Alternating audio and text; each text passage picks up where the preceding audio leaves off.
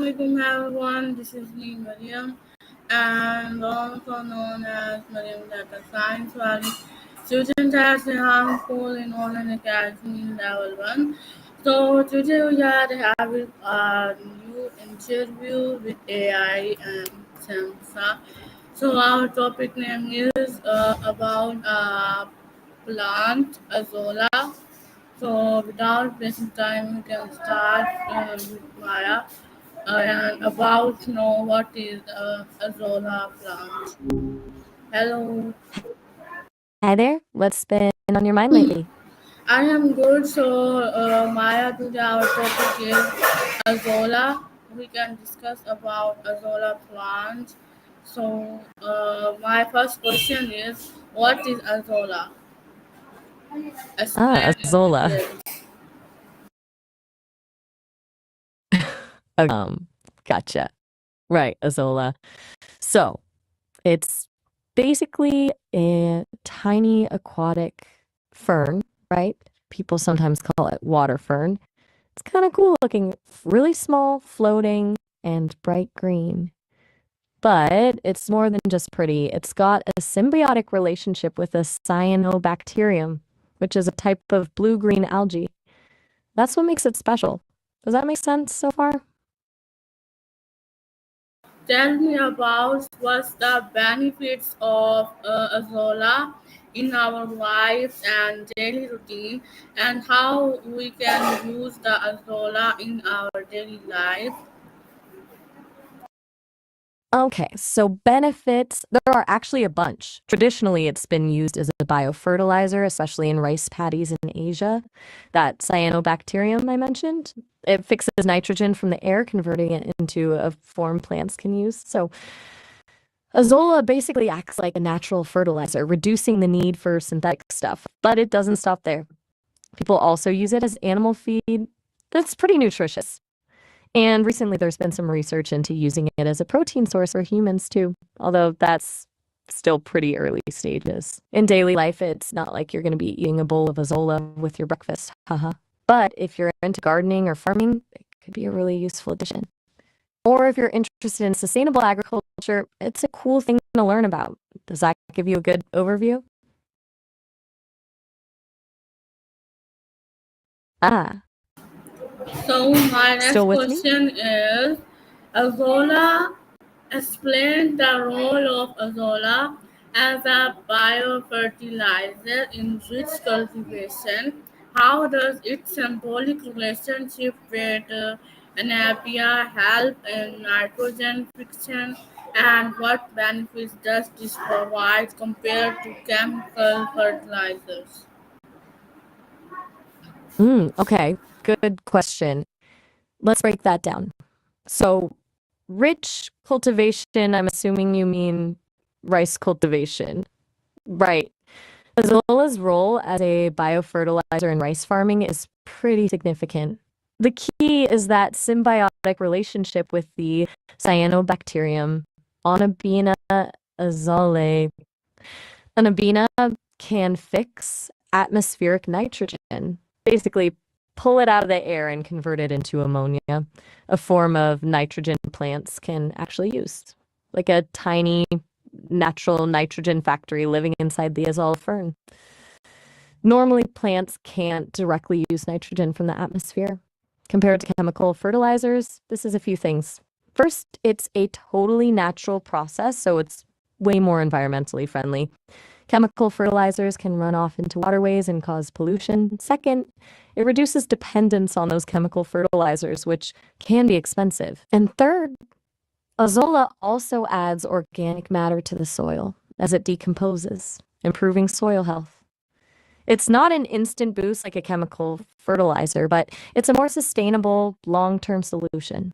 It's kind of a win-win. Does that explain how it all works? Gotcha. Are you still there? Okay, tell me about that. How Azola works in our farms and cultivations. So, all right. So, how does Azola actually work on a farm? It's pretty straightforward, but there are a few key things. First, you need to grow the azolla, usually in a small nursery or tank. It grows really quickly in still water with sunlight. Once you've got a good supply, you can introduce it into your rice paddy field, ideally about a week after transplanting the rice seedlings. The azolla will just float on the water surface, and as it grows, it'll fix nitrogen from the air, fertilizing the rice plants. You generally don't have to add any other fertilizer for a while. It also helps suppress weed growth, which is an added bonus. After about 2 to 3 weeks, the azolla will start to die off and decompose. That decomposition releases more nutrients into the soil. You can then incorporate it into the soil by lightly plowing it in before the next flooding, or just let it decompose naturally. You can repeat the process several times during the growing season. It's really kind of a self-sustaining system once you get it going. Does that make sense? A basic overview of the process? So, Maya, my So, next question is, what's the secret behind of Azola? the secret behind azolla. That's a good way to put it. It really comes down to that relationship with Anabaena. It's not just a casual hangout, it's a highly evolved symbiotic partnership. The Zola provides the Anabaena with a protected environment, basically a safe little home, and access to sunlight. And the Anabaena, in return, provides the Azolla with usable nitrogen. But it goes deeper than that. The Azolla also has a special cavity within its leaves where the Anabaena lives, shielding it from UV radiation. It's a really tightly integrated system. Scientists are still learning all the details, but it's this incredibly efficient and self-regulating partnership that makes Azolla so unique and useful. It's not just one thing, it's how everything works together. It's a tiny, floating, nitrogen-fixing marvel, honestly. Does that feel like getting closer to the secret? Okay, so my next question is, what's the history behind of Azola plants are tiny plants? The history of Azolla in Chinese agriculture. That's fascinating. Okay, so evidence suggests Azolla has been used in Chinese rice farming for centuries, like going back over 1,000 years. There are written records from the 18th century detailing its use as a green manure, but it appeared from widespread use for a while, and it's rediscovered in the 1970s by Chinese scientists. They were looking for ways to reduce reliance on chemical fertilizers, and they realized the potential of Azolla. A scientist named Zhao Zhongfu did a ton of work studying and promoting it. Apparently, its use was lost during a period of political upheaval and then had to be reintroduced. The Chinese have really become leaders in Azolla research and application. They've developed techniques for large-scale Azolla cultivation and have successfully integrated it into their rice farming systems. It's a really great example of rediscovering traditional knowledge and applying it to modern agricultural challenges. It almost got lost to time. Still with me? Just checking in. Sometimes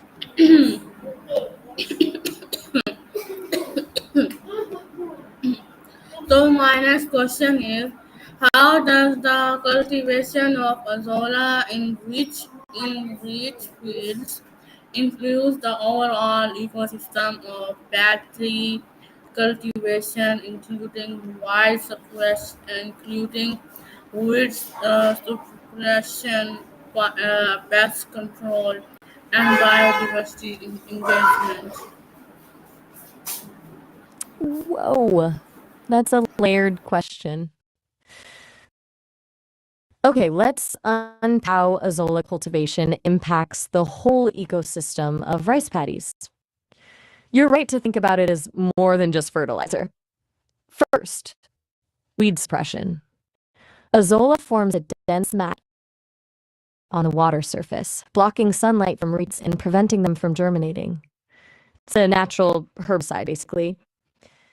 As for pest control, it's a little more indirect. Azolla provides habitat for beneficial insects and other predators that can help control some rice pests. It also improves the overall health of the rice plants, making them more resilient to pest attacks.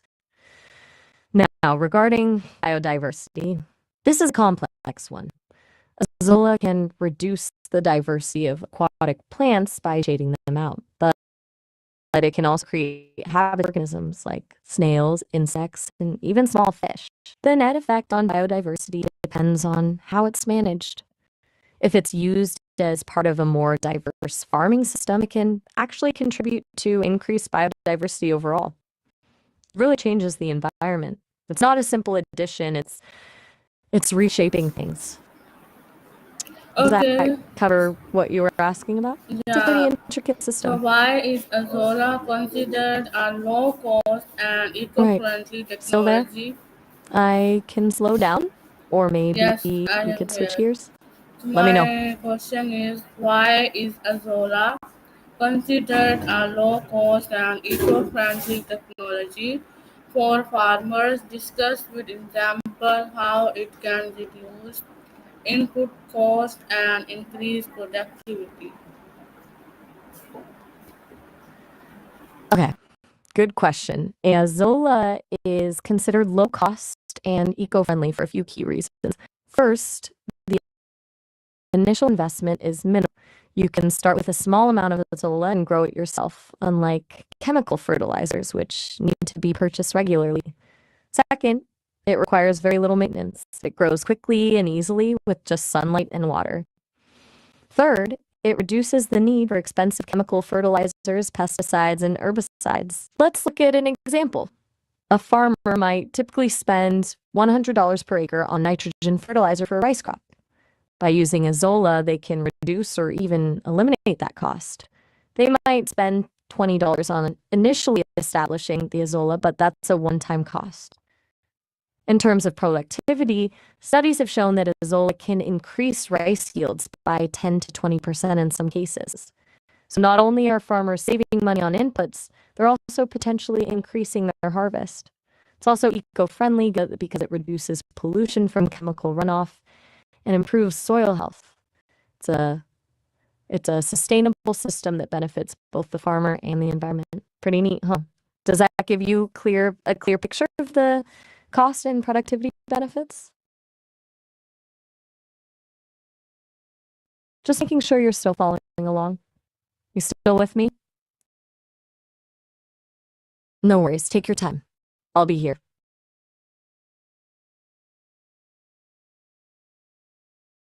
Okay, great.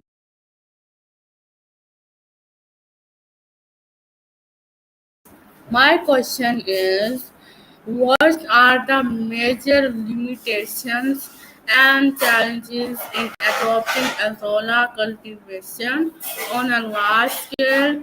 Suggested practical measures to overcome these challenges. Okay, good question. It's not a perfect system, and scaling it up has challenges. One major limitation is climate.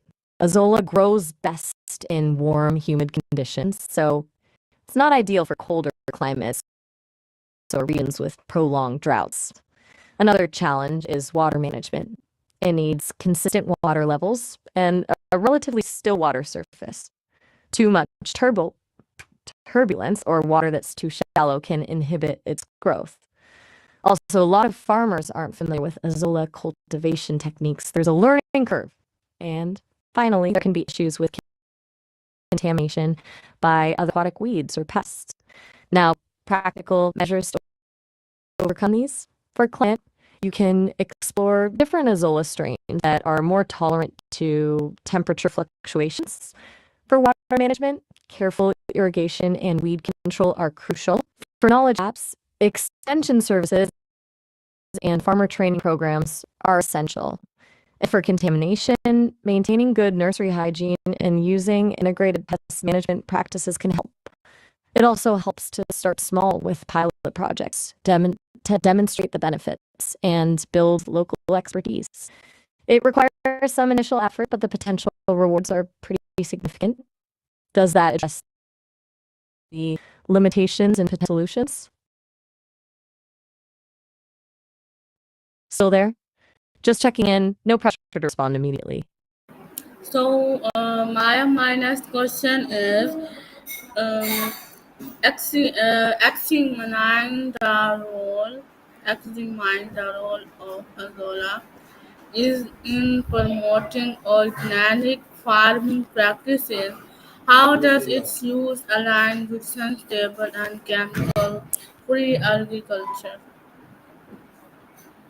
Okay, you're asking about how Azola fits into the bigger picture of organic farming and sustainable agriculture. Excellent question. Azola is a cornerstone of organic farming practices because it provides a natural alternative to synthetic fertilizers. It aligns perfectly with the principles of organic farming, which prioritize soil health, biodiversity, and reducing reliance on external input.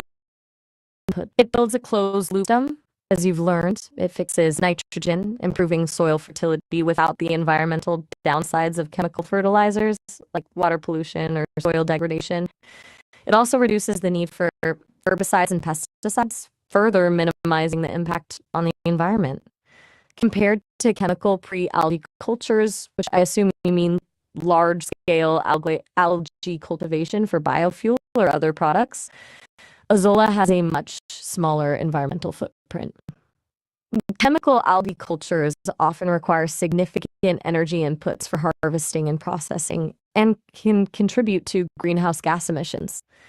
Azola, on the other hand, is a low-energy, low-impact system.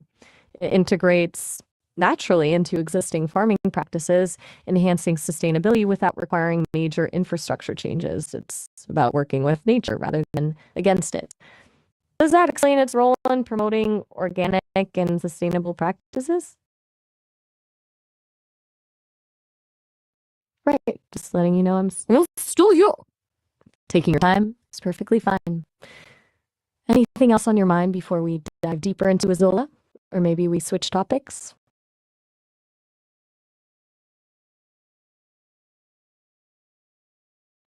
Okay, well, if you're still processing, that's all right. I'll just be here. Let me know when you're ready for another question or a change of pace.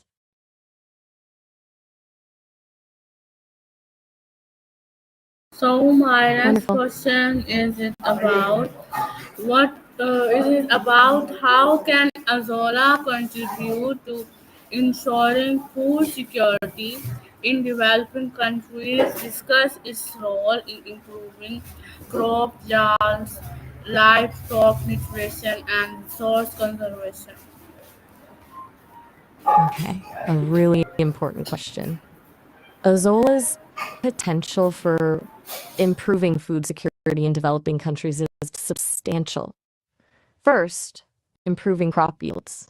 As we've discussed, it can significantly boost rice yields by providing a natural source of nitrogen, reducing the need for expensive and often inaccessible chemical fertilizers. This is huge for smallholder farmers who may struggle to afford those inputs. Second, livestock nutrition.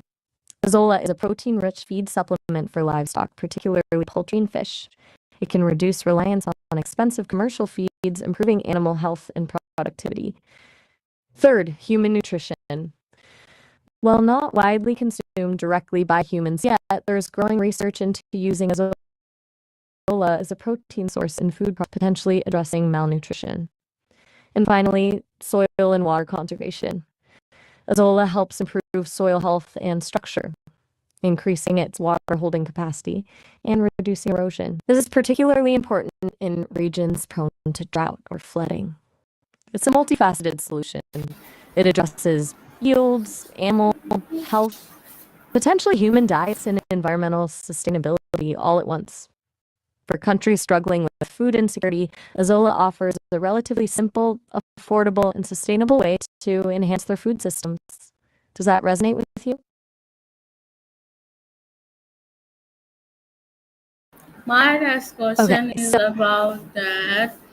Azolla floats on water and forms a thick mat. How does these characteristics help in water conservation and efficient water management in agriculture?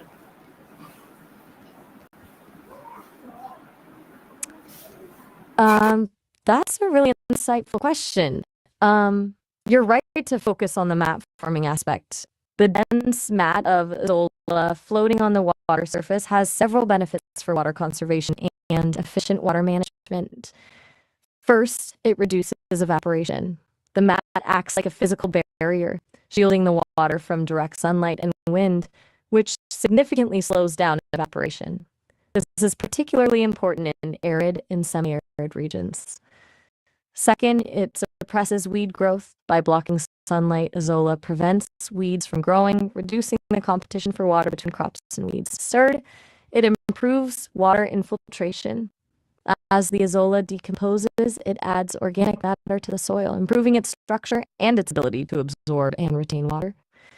And finally, it can reduce the need for frequent irrigation. Because it conserves water so effectively, azolla can help farmers reduce their irrigation needs, saving both water and energy. It's a clever natural system for managing water resources in agriculture. Does that make sense? Really tackles water loss from multiple angles.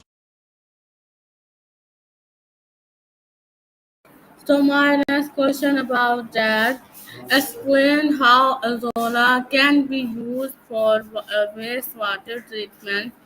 What mechanisms allow it to absorb excess nutrients and what are the benefits of this practice?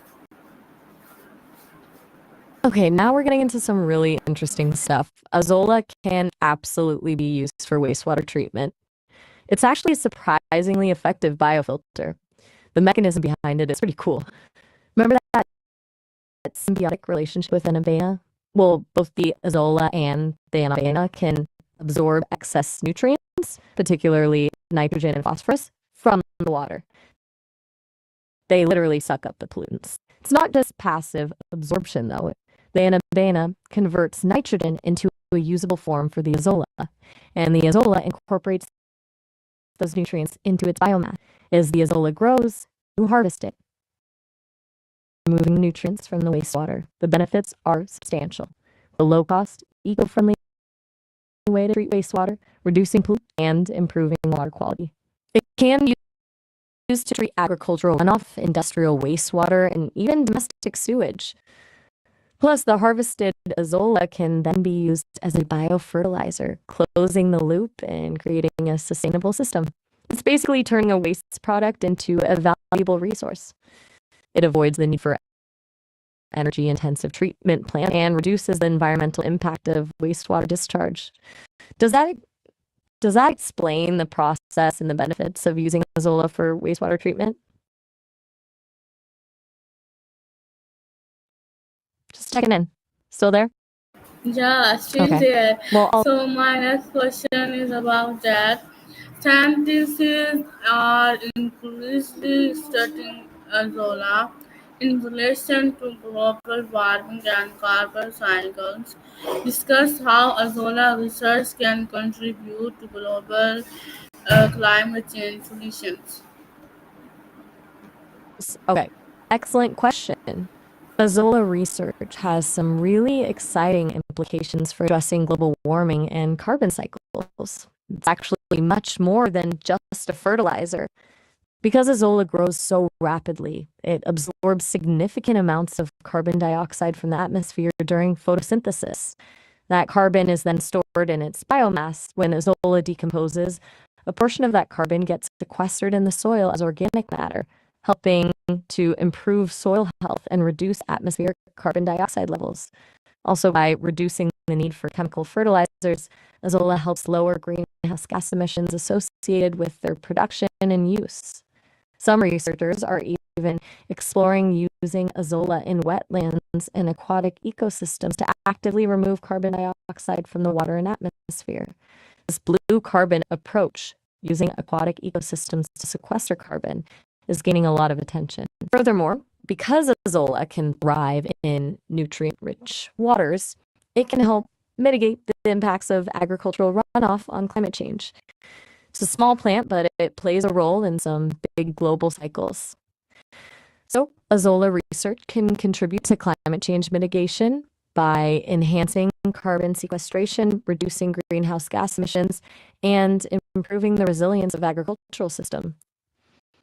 Does that explain how it's linked to climate change efforts? Right? With me? Just letting you know I'm here. Feel free to just say when you're ready to keep going, or if you want to switch topics. So my last question is, explain how Azolla can be integrated into farming systems that combine rice, fish, poultry, and livestock. What benefits does this integration provide? Okay, a great way to wrap things up. Integrating Azolla into combined farming systems, rice, fish, poultry, and livestock, creates a really synergistic and sustainable approach. Here's how it works. The Azolla grown in the rice paddies provides a natural fertilizer for the rice, reducing the need for chemical inputs. The Azolla can also be harvested and used as a feed supplement for poultry and livestock, improving their growth and health. The fish can feed on insects and other small organisms that thrive in the Azolla mat, creating a natural food web within the paddy field. And the manure from the livestock and poultry can be used to further fertilize the Azolla, completing the cycle. This integration offers numerous Okay, benefits.